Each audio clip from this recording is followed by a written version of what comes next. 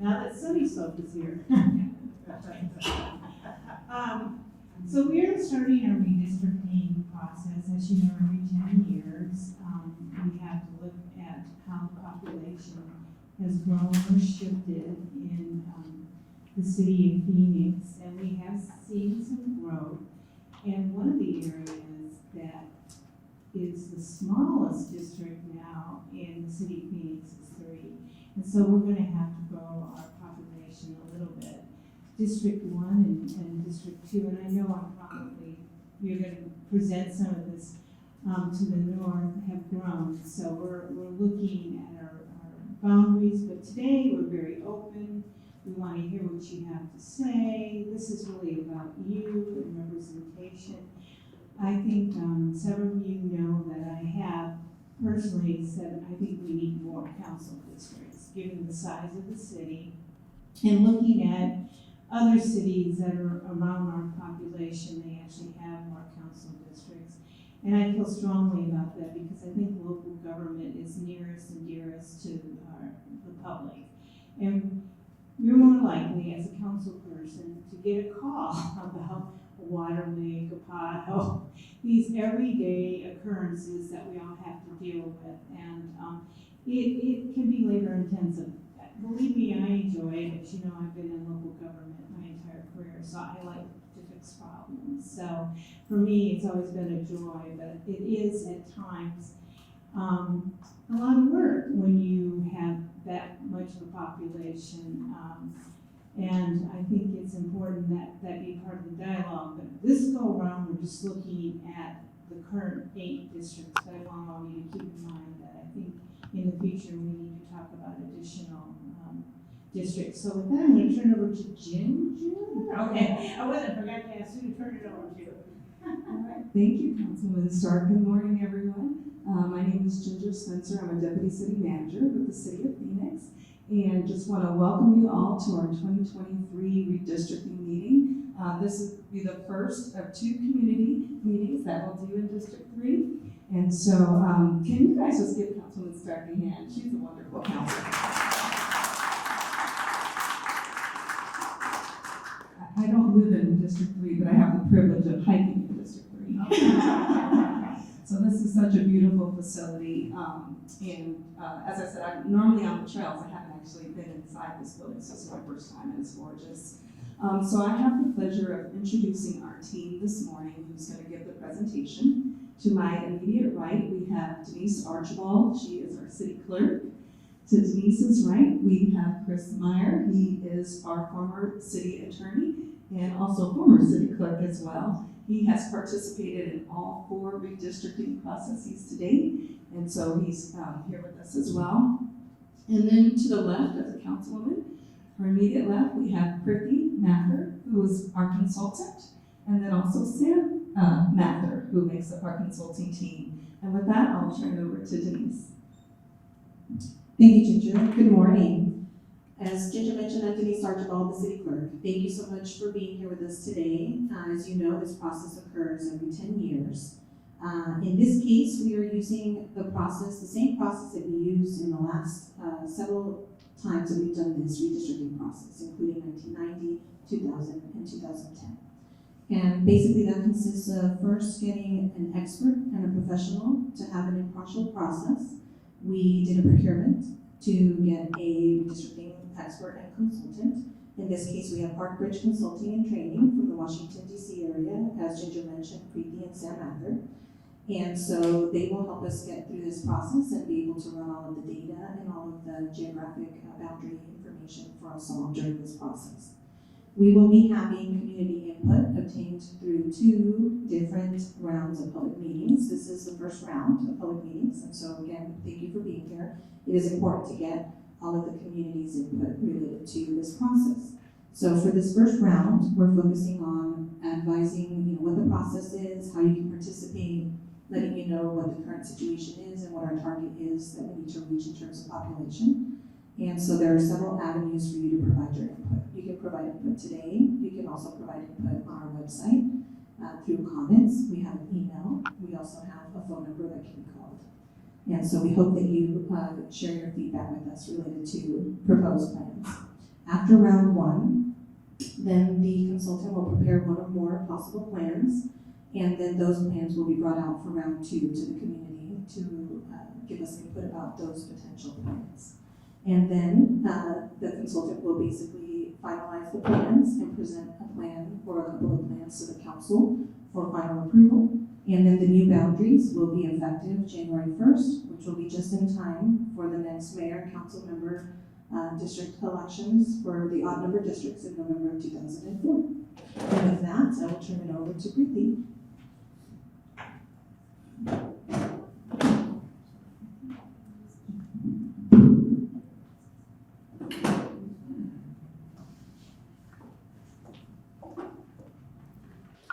Good morning. Is it on? Can everyone hear me? Okay. Good morning. My name is Preeti Mathur, and I'm from Arcbridge Consulting. Thank you. And we are here to present the data to you and also to present some ideas. The purpose here is, as Denise said, we're here to gather feedback from you, and we're interested in finding out more about your community and how you would like the districts to be for the next 10 years. So I'll just get my glasses.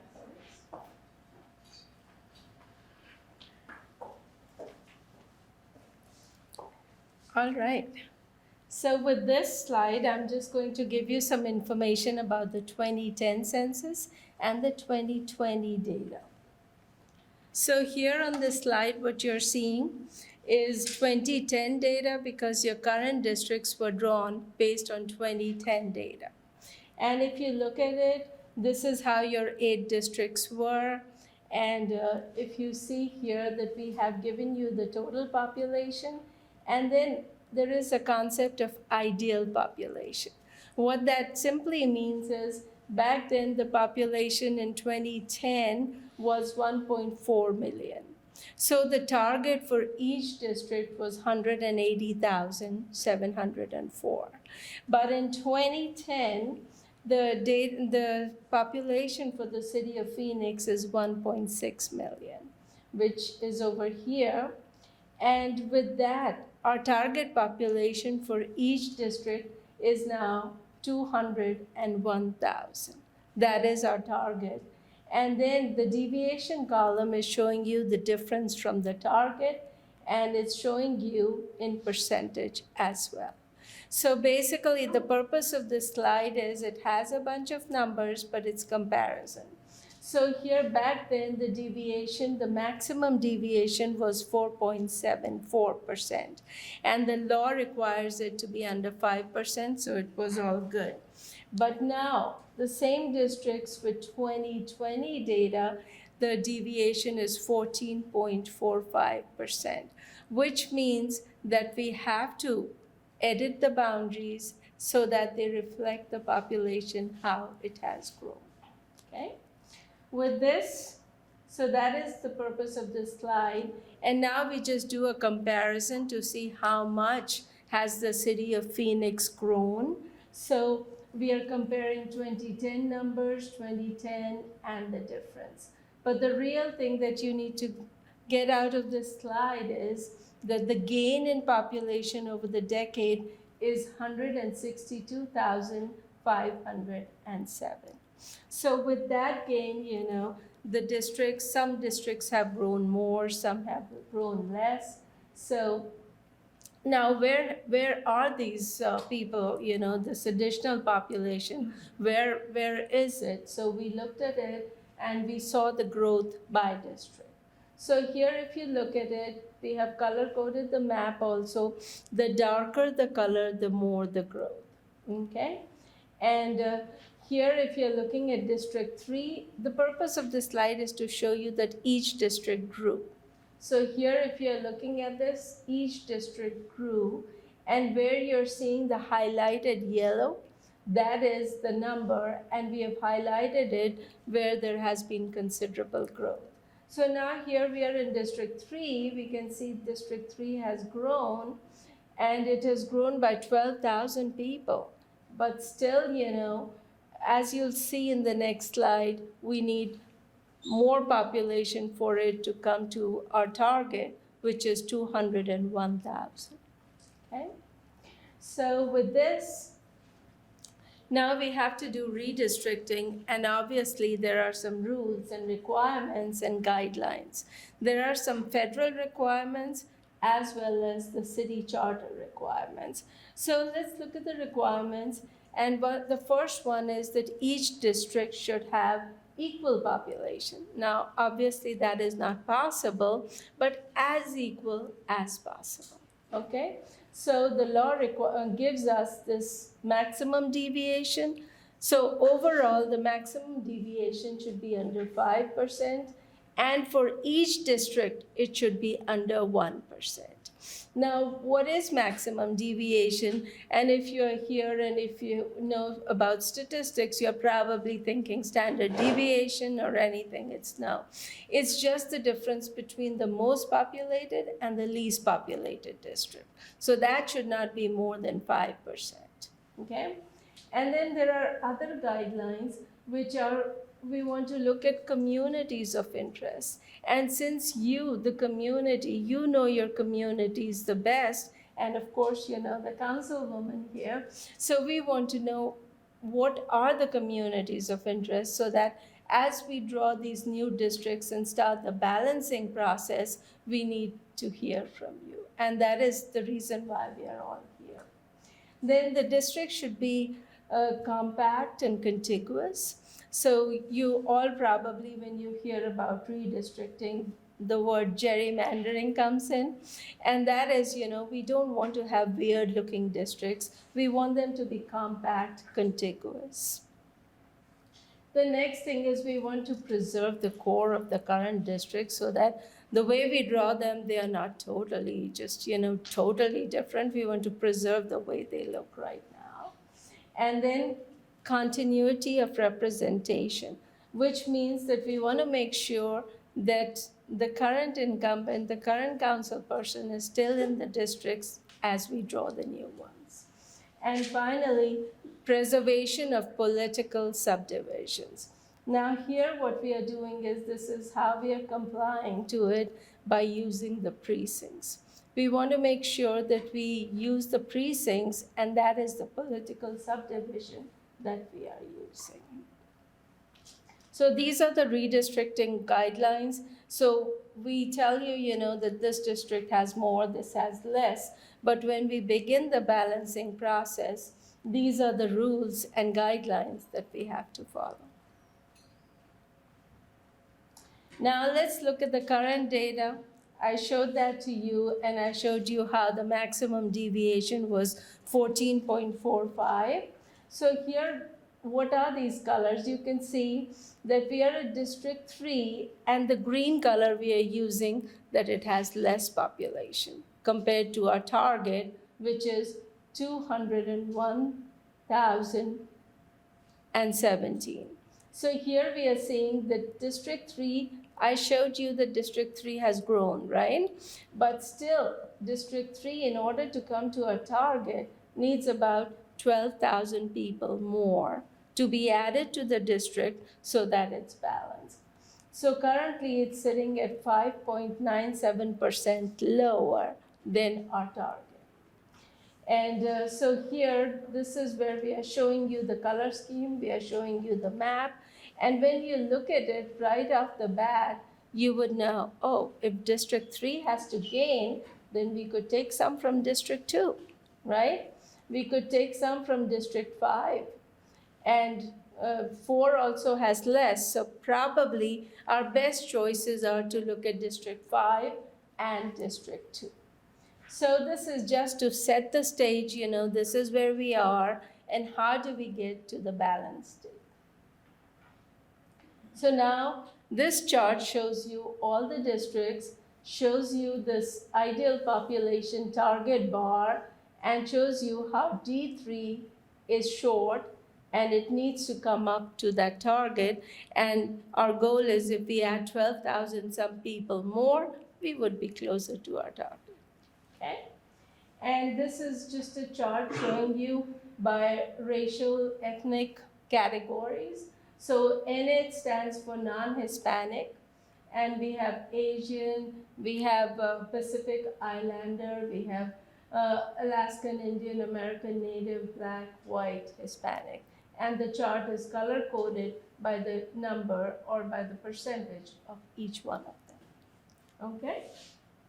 So with this, I'm going to show you another one which we have just for black and white. Same information. So when this goes on the website, where you will have access to this PowerPoint, and if people want to print and if they don't have access to a color printer, they can still get this information. And I also want to point out that the data is the Census 2020 data that we are using. And by law, we are required to use the public law 94-171 redistricting data set. So that is what we are using. Now, what we wanted to see was what are the minority majority districts. And here that we first evaluated how things were in 2010. So the color coding here that you see, red is Hispanic and yellow is non-Hispanic white.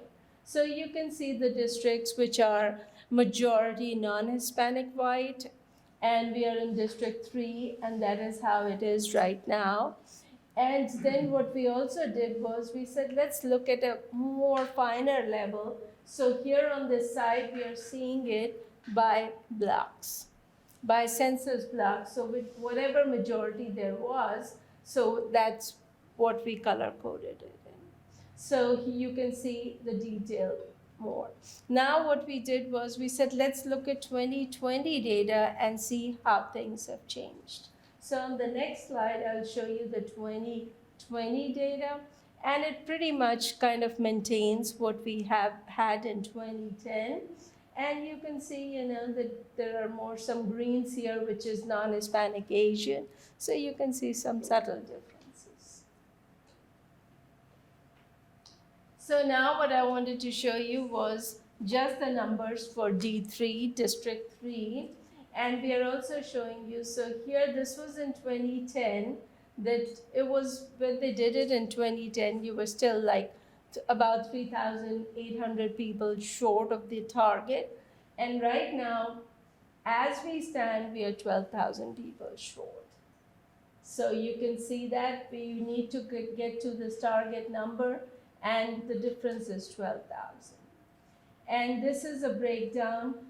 2010, 2020, we show you the population as well as the voting age population. Okay? So, and the highlight here is that it's a non-Hispanic majority district, a non-Hispanic white majority district, 59% total population, and 64.81% voting age population. So this is just the stat for D3. Now, we have shown you the data for 2020 and how D3 is 12,000 people short, and we need to balance. So what we did was we looked at something that we want to present to you here and to get your feedback. We call it Plan A, which is food for thought. You look at it and you say, is this acceptable, or what other ideas you have? So here what I want to show you is something that we call Plan A. And once again, want to emphasize, nothing is final. These are just our suggestions. And of course, the councilwoman and the community would look at it and say what we can do. So on the left side here, I'm showing you this number.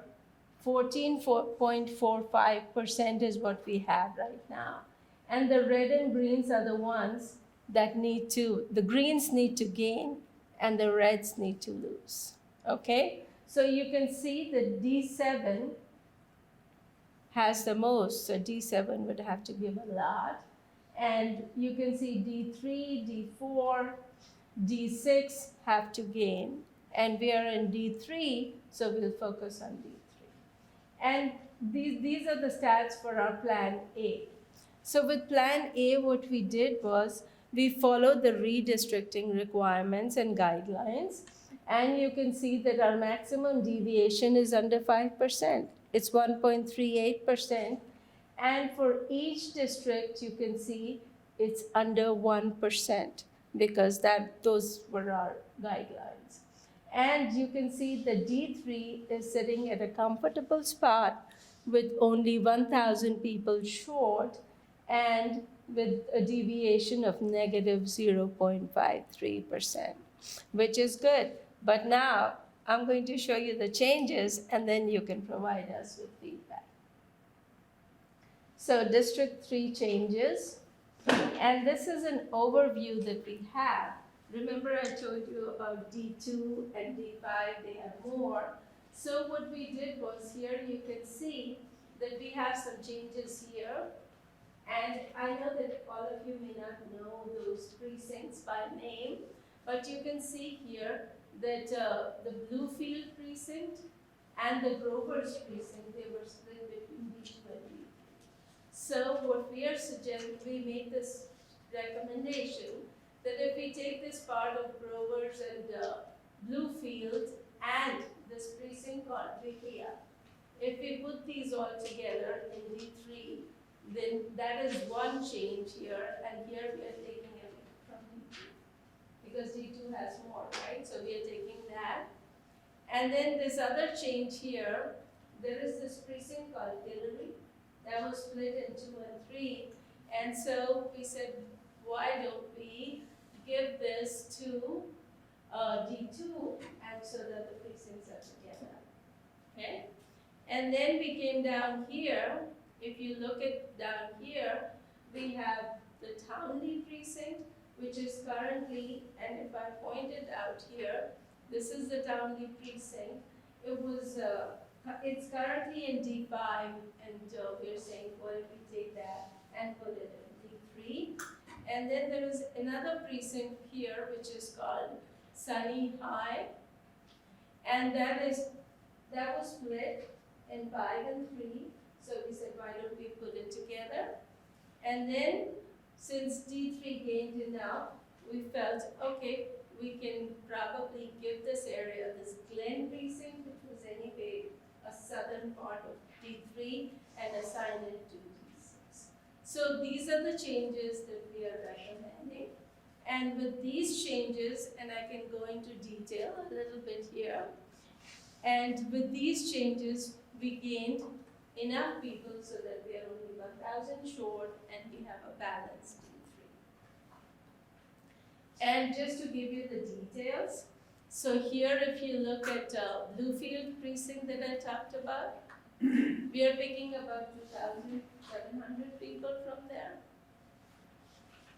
Then you look at Grover's precinct, we are gaining 4,000. You can see that. Then Vikiup is giving us about 2,800 people. Then Hillary, we are giving up about 1,000 unity of District 3, we don't do around this code, is that correct?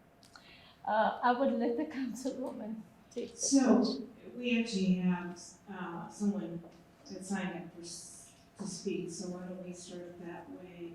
And then anyone else that wants to make comments. So, Carrie Jackson. Hi, I'm Gary. I'm not.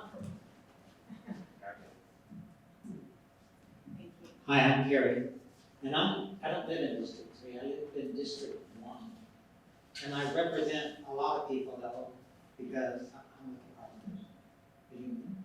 And can I ask questions other than District 3? Come here. Well, like, we have a lot of carpenters in District 7, and like, this is going to cost a lot of money. And there's already too many people in District 7. Is there any thought of incorporating all these county deserts that are in District 3, that are in District 7? Yeah, so actually our District 7 meeting will be this evening, at 5:30. What we can do, sir, is take your comments and questions about D7, and then we can follow up. I'm not prepared to answer those this morning, but if you would like to come to the meeting this afternoon or watch it online, you can do that as well. But if you submit your questions, just we'll get you an answer for the D7. I appreciate your comments on county islands. By law, the people, the property owners have to want to come into a city, so they have to start furnishing the process. So I think that's why you see so many county islands. I mean, our most famous county island is Phoenix Country Club. So it's rather difficult to go out and be proactive when it comes to county islands, but it's a good point well taken. Maybe something to think about as we grow. We might see some be annexed in, so I think that's a worthy comment to look at. And then next, I know the woman in the back had a comment, and so one of the things in regards to District 3 is, as our consultants show, District 3 has to grow by roughly 12,000 people. And so what you're seeing is the boundary lines for the District 3 expanding. And so we're not trying to break up any communities, but we're basically trying to expand by bringing more individuals in. But that's where communities of interest come into play. If you represent a certain neighborhood association or a certain community, and you feel that by these suggested changes, we are impacting your community of interest, and that's when we would want to get your feedback on that. But what we're showing you here today is basically just expanding the boundaries. Other questions? I have a question regarding the boundaries. So when you're deciding, looking at the boundaries, are you looking at the different neighborhood block watchers and associations that their boundaries? Because I know, like for instance, East Sunny Slope right now is divided into District 3 and District 6.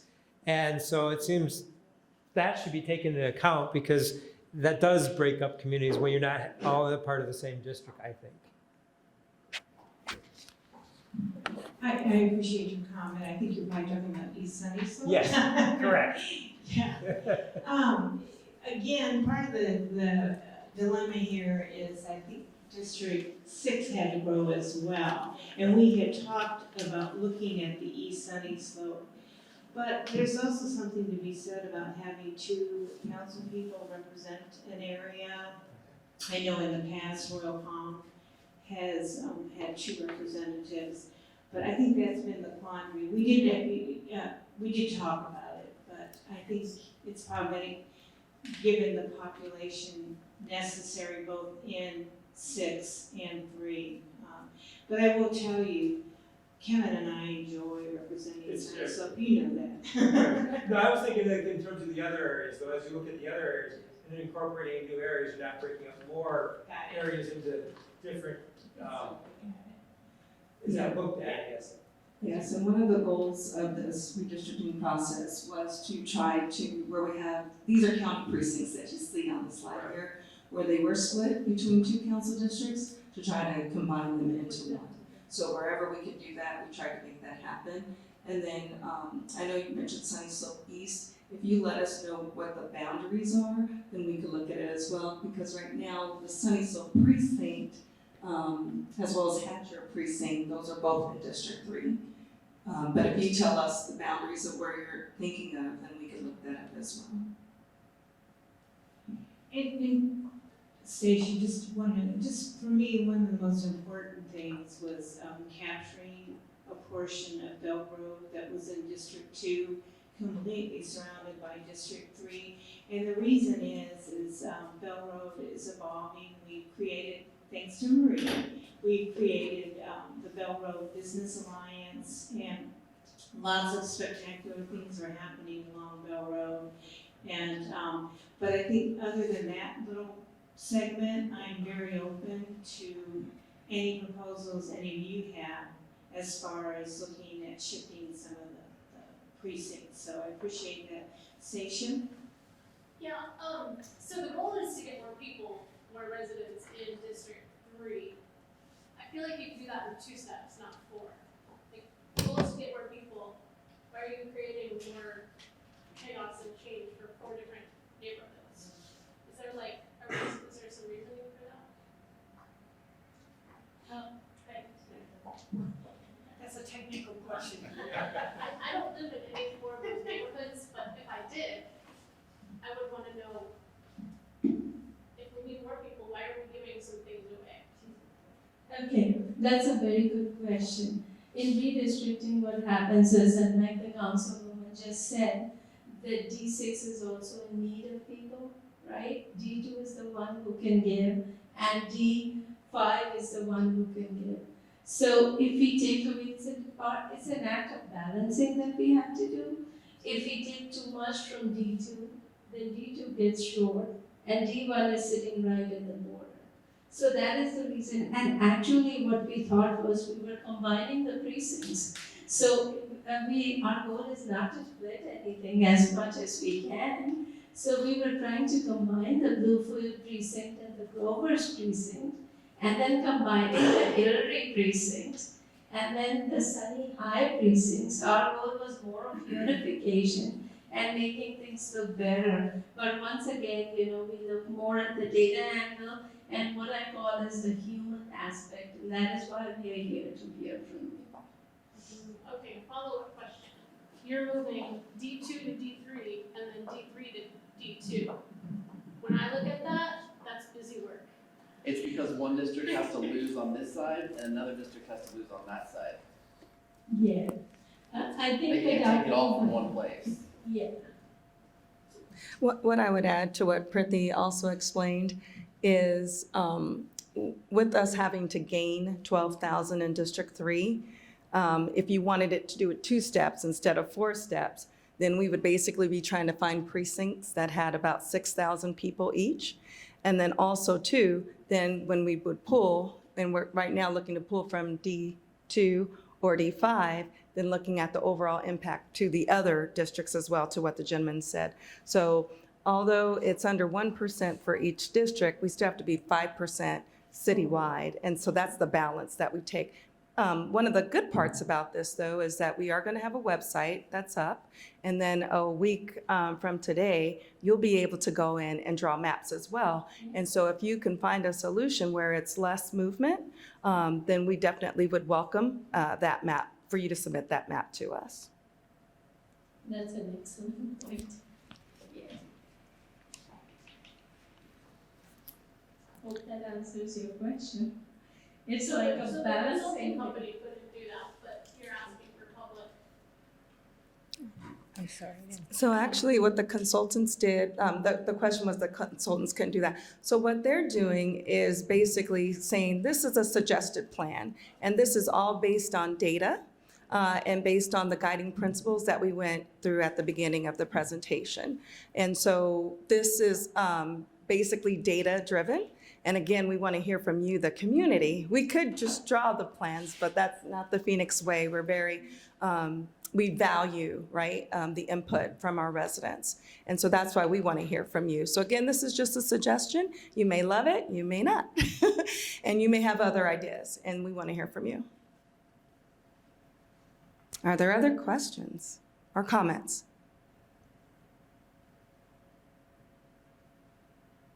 All right, well, we want to thank each of you for coming out this morning.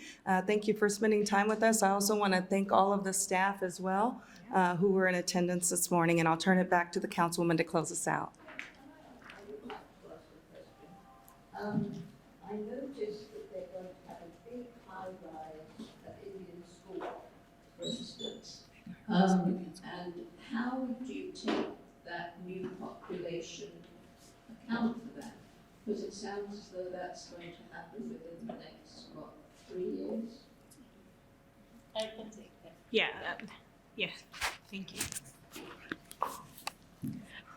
What by law, we are required to use the decennial census data, 2020.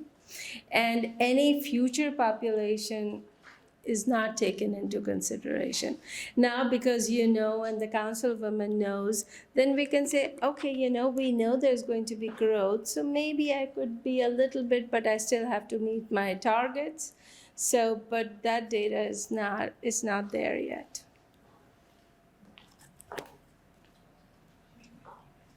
So are there any other questions? Yes, Mr. Jackson. So this sounds like that the process is gonna be a lot like the state redistricting. So after you make the initial maps, then there'll be another round of hearings to where the public can come in and make comments and ask questions, and we'll have the website where we can do all that. Yes. Thank you. That's a good summary. Thank you. We appreciate that. Thank you. Tar? So the presentation that you gave today, where will it be on the City of Phoenix website? It will be, I'll let Denise.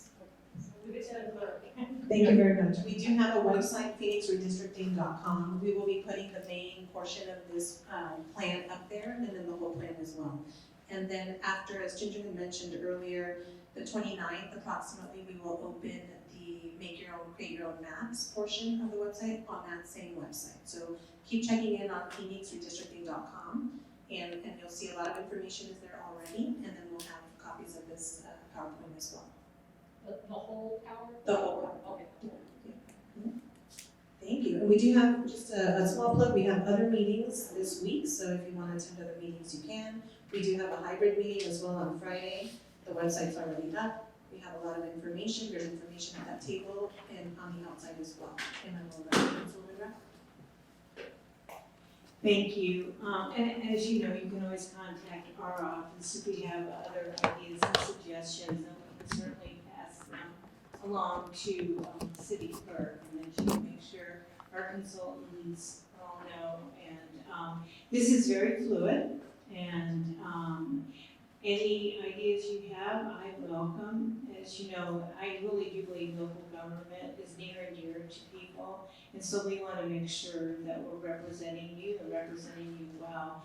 So again, all your comments are valued, and I really do appreciate you guys coming out. You know, we're going to have these, we're trying to mix it up, have some in the morning, have some in the evening, so that we're making sure we're capturing everybody in the city. We now are pretty much a 24/7 city, you know, all the different occupations out there. So we're really trying to make sure we're representing. Again, District 7 is tonight, and it's at Burton Art Library. So if you're interested in that. I also encourage the hybrid meeting. I think that's good. It'll be very interactive as well. So thank you so much for attending. We appreciate your comments, and it's good seeing you. Thank you.